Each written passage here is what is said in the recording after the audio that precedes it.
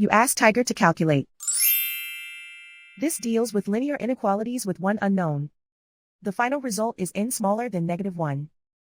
Let's solve it step by step. Swap sides.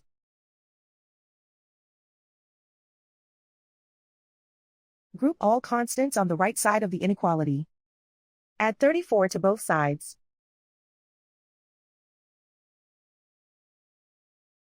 Simplify the arithmetic.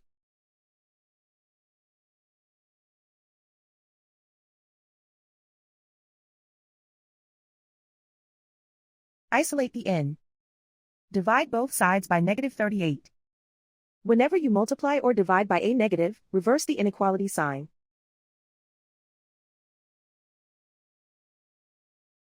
Cancel out the negatives.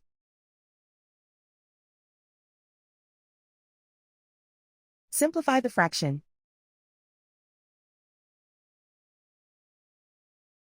Move the negative sign from the denominator to the numerator.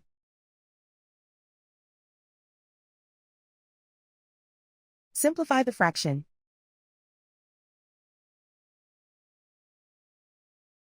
Plot the solution on a coordinate grid.